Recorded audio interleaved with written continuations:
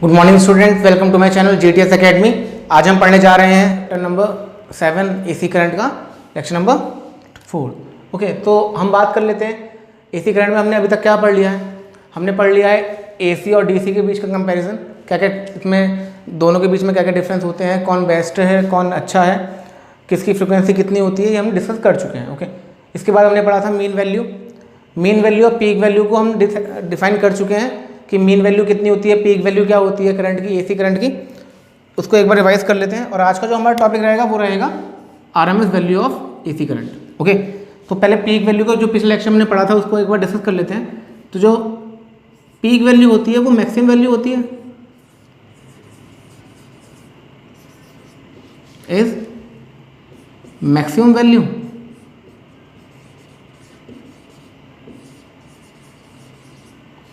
Okay, peak value is the maximum value.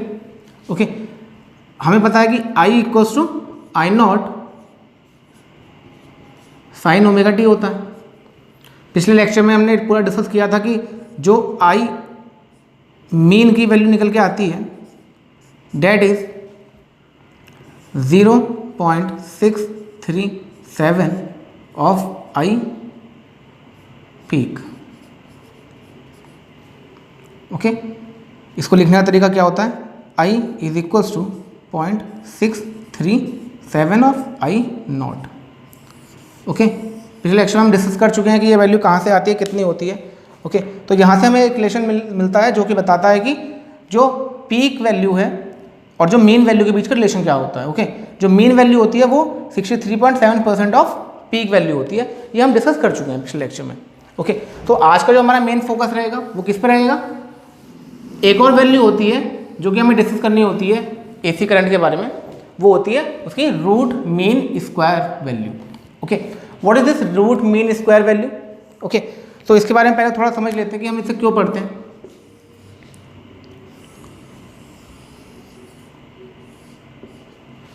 Okay, जो हमने discuss किया था कि ये पॉजिटिव हाफ होता है इस साइकिल का और ये नेगेटिव हाफ होता है। ओके, तो पॉजिटिव हाफ और नेगेटिव हाफ के जब हम मीन निकालते हैं तो मीन कितना आता है, 0। ओके, मीन 0 आता है ना, मतलब ये वैल्यू कितनी आती है, डेट इज प्लस ऑफ 0.637 और ये वैल्यू कितनी होगी, माइनस ऑफ 0.637। एवरेज तभी तो 0 आएगा ना, एक कंप्लीट साइकिल में 0 to T में जब जाते हैं। ओके, तो कंप्लीट साइकिल में एवरेज वैल्यू कितनी होती है, 0 होती है, लेकिन इस क्वार्टर में वैल्यू कितनी होती है, 0.673 और यहाँ पे होता है 0.637। ओके, प्लस और माइनस होती है। ओके, हम रूट मीन स्क्वायर वैल्यू की बात तब हम करते हैं जब हम कंप्लीट साइकिल को देखते हैं। ओके, वन कंप्लीट साइकिल की जब हम बात करें तो एवरेज वैल्यू 0 है ना, तो कोई तो ऐसी वैल्यू होनी चाहिए जो हमें उसको डिसाइड कर सकते हैं। ओके, तो हम एक इंस्टेंटेनियस वैल्यू लेते हैं जिसको बोलते हैं, ये वैल्यू जो होती है root mean square value. Okay, is the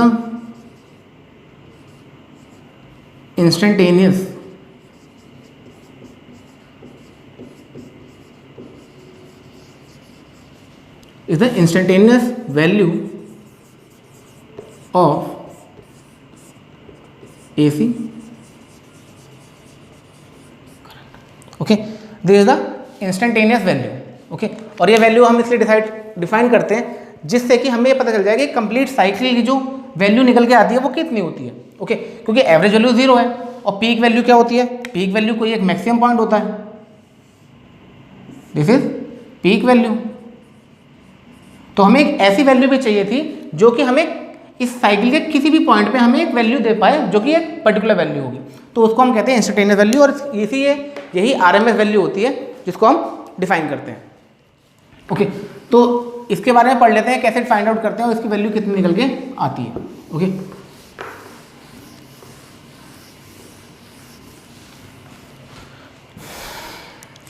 सबसे पहले स्टार्टिंग कहां से करेंगे, as we know I is equals to I naught sine omega t. ये हमें बेसिक डेफिनेशन होती है करंट की, जब भी हम AC करंट में बात करेंगे तो जो वैल्यू रहेगी करंट की उसको डिफाइन करने का तरीका यही होगा हर एक जगह पे। I is equal to I naught sine omega t. I naught क्या है, पीक वैल्यू, ओमेगा क्या है, angular frequency, and t for time. ये हमने डिस्कस कर चुके हैं। ओके, अब हम जब बात करते हैं इस रूट मीन स्क्वायर वैल्यू, तो ये वैल्यू होती क्या है, इसको रीड करते हैं पीछे से। मतलब ये स्क्वायर है value of AC current. AC current की वैल्यू कितनी है, आई, मतलब आई का square, square mean. What is mean, mean मतलब एवरेज। ओके, सो ये क्या होगा,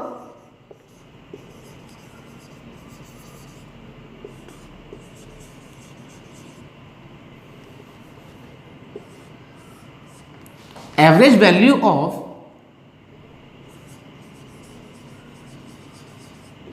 square of, average value of square of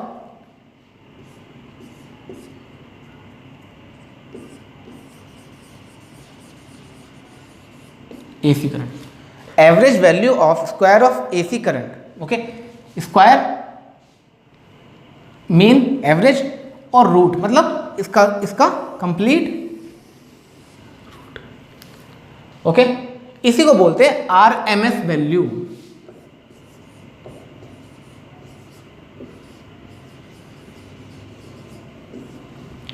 okay, इसी वैल्यू को जब हम डिफाइन करते हैं तो इसी को हम क्या बोलते हैं, आरएमएस वैल्यू बोलते हैं, रूट मीन स्क्वायर वैल्यू। और इसको डिफाइन कैसे करते हैं, इसको पीछे से रीड करना शुरू करते हैं। पहले स्क्वायर करेंगे, फिर उसका मीन लेंगे और मीन के बाद उसमें रूट लगाएंगे। ओके, तो इसको अगर सिंप्लीफाइड फॉर्म में लिखें तो ये होता है root of,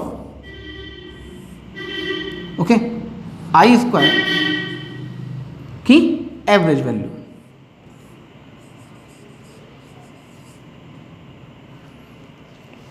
okay, instantaneous value, जो करंट की इंस्टेंटेनियस वैल्यू होगी उसका स्क्वायर करेंगे, स्क्वायर करने के बाद उसका एवरेज निकालेंगे, एवरेज निकालने के बाद उसका रूट करेंगे। ओके, तो ये ऐसे डिफाइन करते हैं हम I R M S.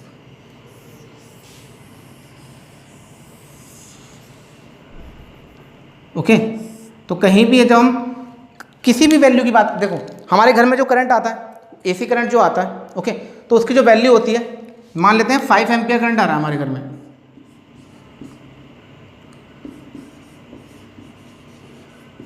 Home में 5 एम्पियर करंट आ रहा है, तो 5 एम्पियर कौन सी वैल्यू होगी, यही आरएमएस वैल्यू होगी।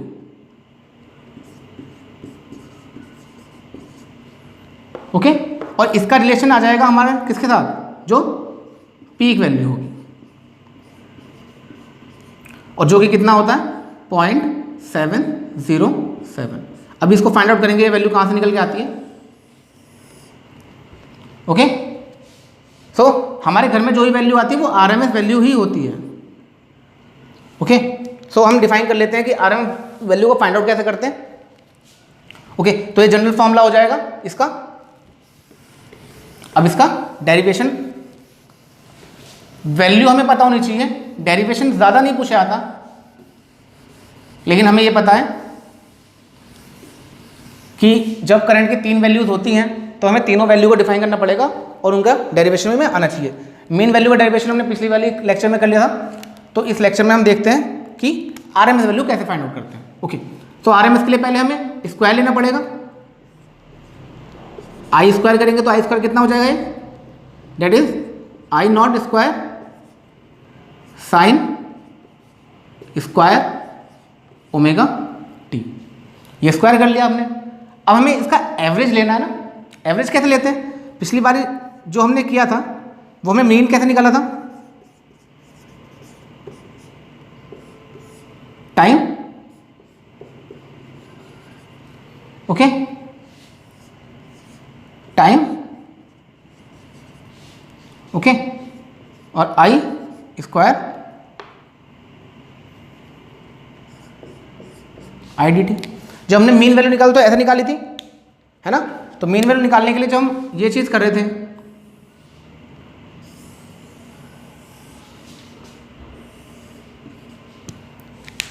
तो हमने क्या डिफाइन किया था, ये 0, ये t/2 और ये t, है ना। लेकिन जब हम आरएमएस वैल्यू की बात करेंगे तो RMS value is in the RMS value is for one complete cycle.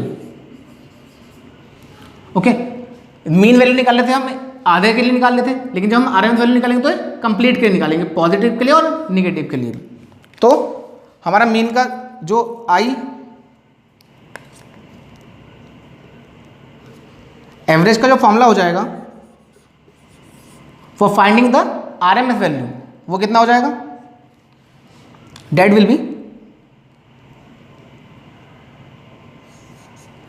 I square है ना, आई स्क्वायर लेना है, तो डेट विल बी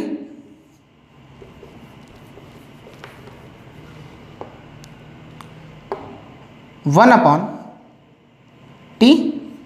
कंप्लीट है ना, कंप्लीट टाइम कितना हो जाएगा? टी। तो टाइम कंप्लीट कितना हो गया? One upon t.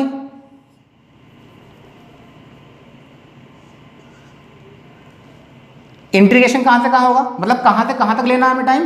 जीरो से लेके कंप्लीट टी तक, है ना। तो जीरो टू टी। आई कितना है हमारा? आई नहीं है, यहां पे आई स्क्वायर है ना, तो आई स्क्वायर डी टी।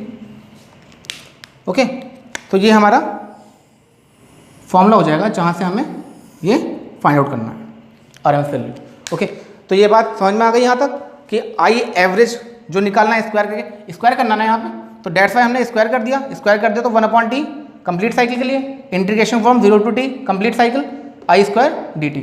ओके, तो इस वाली वैल्यू को अब हमें डिफाइन करना होगा।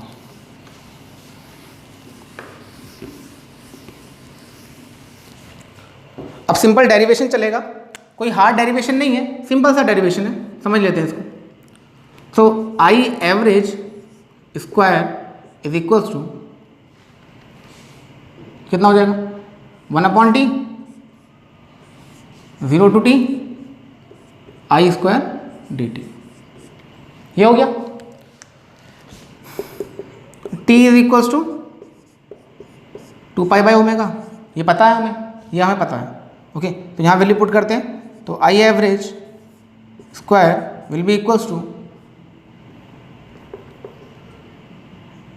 One upon two pi by omega zero to two pi by omega I square. I की वैल्यू कितनी है? I naught square sine square omega t. Okay, कुछ नहीं करा है एक्स्ट्रा हमने, केवल वैल्यू पुट करी है। आई की वैल्यू यहाँ से पुट कर दी, टी की वैल्यू हमें पता है ये होती है। ओके, अभी नीचे ओमेगा, इसको घुमाएंगे तो ऊपर चला जाएगा, तो इट विल बी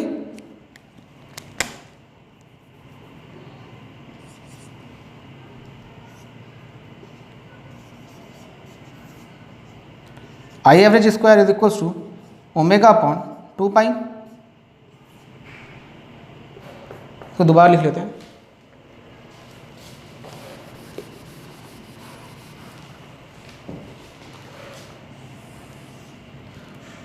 कितना हो जाएगा? I average is equals to omega upon two pi zero to two pi by omega I naught square sine omega t d t. Okay, ये वैल्यू हो गई। अब हमें ये पता है कि omega upon two pi constant है, तो ये बाहर रहेगा इंटीग्रेशन के, इसकी वैल्यू पे कोई असर नहीं पड़ता। ये वाला टर्म भी कांस्टेंट है ना, इसको हम बाहर निकाल लेंगे।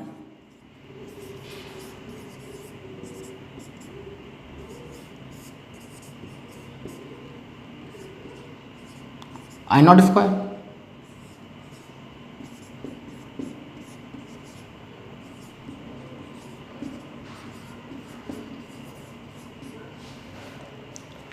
ओके। अब हम बात करते हैं कि integration of sine square omega T कितना होता है। ओके, जो मैथ्स वाले स्टूडेंट्स हैं तो उनको समझने में दिक्कत नहीं आएगी, और जो बायो वाले स्टूडेंट्स हैं वो केवल समझें इस बात को कि कितना होता है। साइन स्क्वायर ओमेगा टी का इंटीग्रेशन होता है 1 minus cos 2 omega t divide by. Okay, इस बात को ध्यान रखना है कि जब भी हम साइन स्क्वायर ओमेगा टी की बात करते हैं इंटीग्रेशन में, तो जब इंटीग्रेशन को सॉल्व करते हैं तो उसकी वैल्यू इतनी निकल के आती है। अगर आपको डाउट होगा तो इस पर एक क्लास में हम इंटीग्रेशन को समझा देंगे कि इसका इंटीग्रेशन कैसे निकल के आता है, लेकिन डेरिवेशन में हमें केवल इतना ध्यान रखना है कि साइन स्क्वायर ओमेगा टी का जब इंटीग्रेशन करते हैं तो उसकी वैल्यू आती है 1 minus cos 2 omega t divide by 2। Okay, इस बात को ध्यान रखेंगे।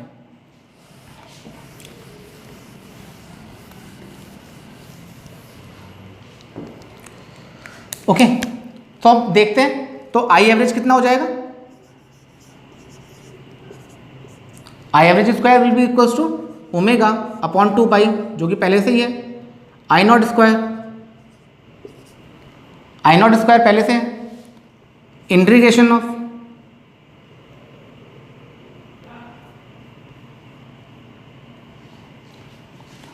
ओके, यहां पे इंटीग्रेशन नहीं है, अभी इंटीग्रेशन सॉल्व नहीं किया। साइन स्क्वायर ओमेगा टी को हम इतना भी लिख सकते हैं। Okay, sign square omega T को 1 minus cos 2 omega T upon 2 लिख सकते हैं। इंटीग्रेशन तो अभी करेंगे। ओके, इसके देखो जब हम स्क्वायर की टर्म का इंटीग्रेशन करते हैं तो वो हमारे लिए हार्ड पड़ता है। ओके, तो इसलिए पहले स्क्वायर को हटाने के लिए हमने क्या करा, सिंपल से स्क्वायर को हटा के एक सिंपल टर्म ले आए।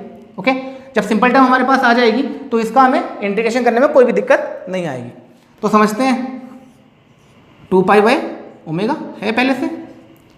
ओके, अब क्या आ जाएगा यहाँ पे 1 minus cos 2 omega t divide bye.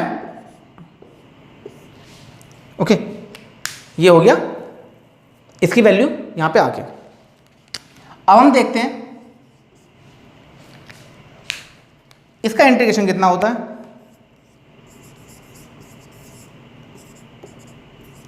Omega upon 2 pi I naught square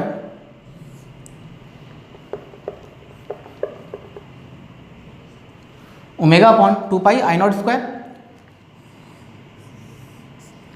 okay, 1 upon 2, ये 2 कांस्टेंट है तो ये बाहर ले लेते हैं, ये बाहर लिख लिया। कांस्टेंट टर्म को हम इंटीग्रेशन के बाहर लिख देते हैं। ओके, अब अंदर क्या बचा, 1 माइनस कॉस 2 ओमेगा टी। 1 का इंटीग्रेशन करते हैं तो वो कितना आता है, that will be equal to time, जिसके रिस्पेक्ट में इंटीग्रेशन करते हैं उतनी ही वैल्यू आ जाती है। तो यहाँ आ जाएगा टी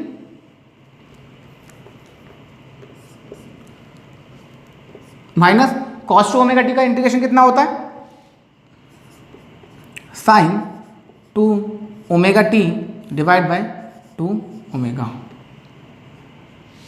इंटीग्रेशन का पार्ट है, मैथ्स का पार्ट है, डेरिवेशन के बाद इसको अलग से समझ लेंगे। इतना होता है। ओके, तो ये वैल्यू आ गई इंटीग्रेशन करके, इंटीग्रेशन सॉल्व करके कितनी वैल्यू आ गई। कुछ नहीं कर रहे हैं, केवल वैल्यू पुट करते जा रहे हैं। और जो थोड़ी सी एक जो चीज़ दिक्कत देगी आपको वो इंटीग्रेशन है, और इंटीग्रेशन भी इतना हार्ड नहीं है। केवल आपको ये वैल्यू ध्यान रखनी है कि हमने यहाँ पे स्क्वायर इसलिए हटाया जिससे कि हम एक ईजी टर्म में इसको लेके आ सकें। ईजी टर्म में लेके आके हमने इसका इंटीग्रेशन कर दिया। तो ये कितना हो जाएगा, omega upon 2 pi I naught square divide by 2। आप क्या करेंगे, एक बार अपर लिमिट रखते हैं इसके अंदर, पूरे के अंदर जहाँ जहाँ टी होगा, टी के रेस्पेक्ट में इंटीग्रेट करा ना हमने, तो जहाँ जहाँ पे टी होगा वहाँ पे पहले अपर लिमिट रखेंगे इंटीग्रेशन की। ओके, उसके बाद क्या करेंगे, लोअर लिमिट रखेंगे। तो पहले अपर लिमिट रखते हैं तो कितना हो जाएगा, ये हो जाएगा 2 pi by omega minus of sign 2 omega 2 pi by omega divide by 2 omega. Okay, यहाँ ये वाली वैल्यू टी की जगह रख दी और ये वाली वैल्यू इस वाली टी की जगह रख दी, है ना। तो ये पहला ब्रैकेट सॉल्व हो गया। एक बार लोअर लिमिट रख दी, माइनस ऑफ अपर लिमिट रखेंगे अब इसमें,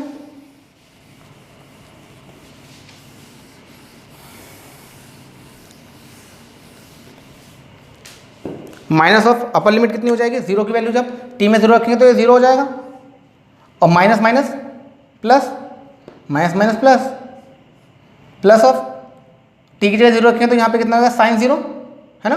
और साइन 0 की वैल्यू कितनी होती है, साइन 0 की वैल्यू होती है कॉस 0 की वैल्यू 1, तो साइन 0 की वैल्यू 0, तो ये 0 हो जाएगा पूरा, तो ये कंप्लीट 0 हो जाएगा। थोड़ा सा मैथमेटिकल टर्म भी आ रहा है इसमें, तो उसको भी हम अभी डिस्कस कर लेंगे अलग से। ओके, सो अब हमारे पास जो जो बचा है उसको देखते हैं।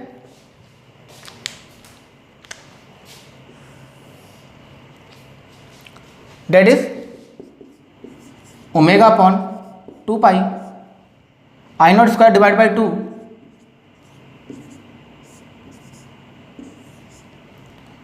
2 pi by omega minus of sine omega, omega से ओमेगा कट जाएगा, 2 to 4 पाई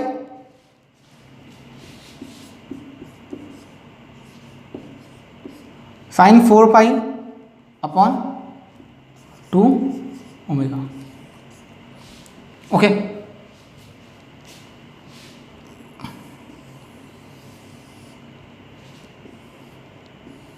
थोड़ा ट्रिग्नोमेट्री भी होती है। देखिए, जब भी हम फिजिक्स की बात करेंगे तो फिजिक्स में अगर हम मैथ्स को यूज़ कर रहे हैं तो मैथ्स में हमें थोड़ी बहुत ट्रिग्नोमेट्री भी देखने के लिए मिलेगी। ओके, जो कि हमने क्लास 10 में पढ़ रखी है। नहीं आती है तो उसका हम रिवीजन कर सकते हैं, लेकिन थोड़ी बहुत तो ट्रिग्नोमेट्री आपको आनी ही चाहिए फिजिक्स के लिए, क्योंकि मैथमेटिकल टर्म्स कुछ ऐसे होंगे जिसको सॉल्व आउट करने के लिए आपको ट्रिग्नोमेट्री आनी चाहिए। देखो, बात करते हैं तो साइन 4 पाई की वैल्यू कितनी होती है? ये 0 है, ये पाई है। ओके, तो साइन 0 की वैल्यू कितनी होती है? 0। ओके, तो साइन पाई की वैल्यू कितनी हो जाएगी? 0। तो आप पाई में कितने भी मल्टीप्लाई आप करते रहिए, कितनी बार भी आप पाई में घूमते रहिए, वो उसकी वैल्यू कितनी रहेगी? 0 रहेगी, है ना। तो 1 पाई, 2 पाई, 3 पाई, 4 पाई, तो इनकी वैल्यू कितनी रहेगी? साइन की वैल्यू ये हमेशा 0 ही रहेगी। ये बात ध्यान रखेंगे कि इसकी वैल्यू हमेशा 0 ही रहेगी।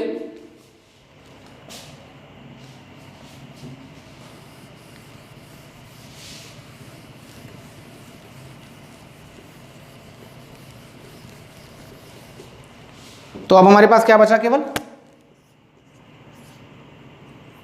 आई average square will be equals to omega upon 2 pi I naught square upon 2। ये वैल्यू 0 हो गई तो कंप्लीट 0 हो जाएगा। अंदर क्या बच गया? 2 पाई बाय ओमेगा ओनली। ये तो बचा। जब ये कंप्लीट 0 हो गया, ये वैल्यू 0 हो गई, और एक 0 होने की तो ये पूरा 0 हो गया, ये पूरी वैल्यू 0 हो गई। तो पूरी वैल्यू 0 हो गई तो बचा क्या है? केवल ये। ओके, ओमेगा से ओमेगा गया, 2 से 2 गया, पाई से पाई गया। ओके, तो बचा क्या हमारे पास? केवल I average square will be equals to I naught square divide by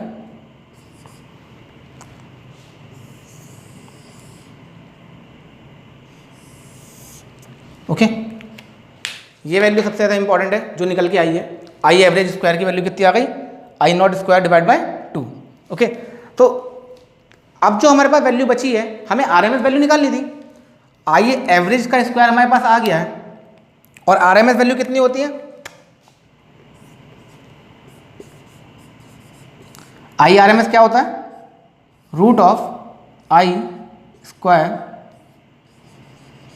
average, इसका रूट। तो जो आई एवरेज का स्क्वायर की वैल्यू आई है उसका रूट कर देंगे तो हमारे पास कौन सी वैल्यू आ जाएगी?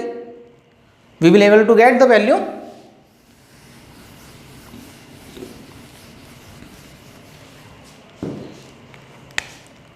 तो यहां से देखेंगे तो I R M S will be equals to root of I naught square average की वैल्यू कितनी है? I naught square divide by 2। ये देखिए, आई स्क्वायर एवरेज की वैल्यू कितनी है? I naught square divide by 2। Okay, तो यहाँ से रूट है तो ये कितना बच जाएगा? इसके बाद पावर है, या रूट से रूट कट जाएगा आई नॉट, और नीचे क्या बच जाएगा? रूट 2।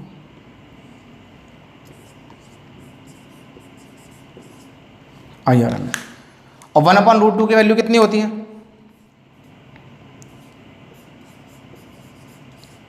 1/√2 की वैल्यू होती है 0.707 I नॉट। यही शुरू में हमने लिखा था ना, IRMS की वैल्यू कितनी होती है 0.707 I naught. Okay, what is this I naught? This is the maximum value और peak value, and what we are finding out IRMS। तो IRMS का रिलेशन कितना हो जाएगा, ये वाली वैल्यू। ये वाली वैल्यू बहुत इंपॉर्टेंट है, हमेशा काफ़ी बार पूछी जाती है कि IRMS वैल्यू कितनी होती है मैक्सिमम वैल्यू की, that will be 0.707 times. Okay, तो ये दोनों वैल्यू हमें ध्यान रखनी है।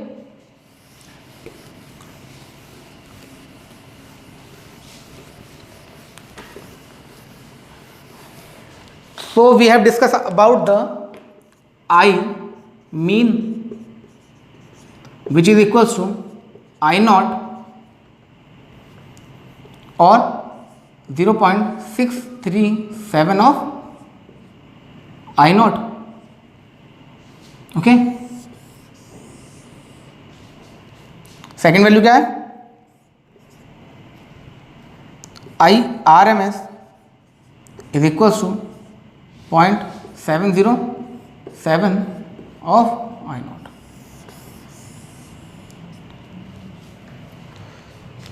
आपके पास तीन वैल्यूज हैं,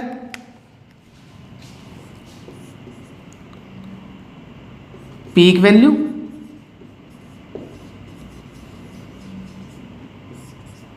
मीन वैल्यू, इसको ही बोलते हैं average value,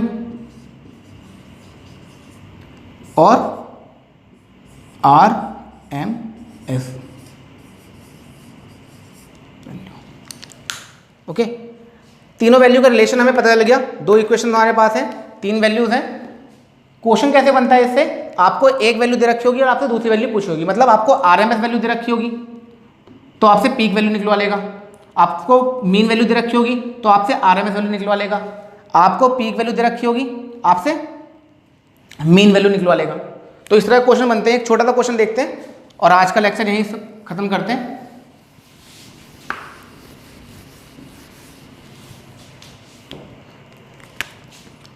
question,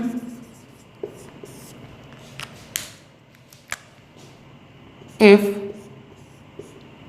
IRMS is equals to 7, so find peak value of AC current। Okay, तो क्या करना, कुछ भी ज़्यादा हार्ड नहीं है। आपको करना क्या, हमें पता है कि IRMS is equals to 0.707 of I naught, है ना। तो ये वाली वैल्यू दे रखी है हमें 7, ये कितनी हो जाएगी 0.707 I नॉट। और 0.707 को तो हम क्या लिखते हैं, इसको तो 1/√2 लिखते हैं।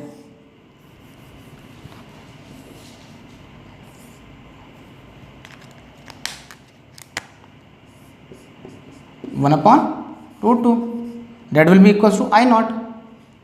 तो I नॉट की वैल्यू कितनी आ जाएगी यहाँ से 7√2 एम्पियर।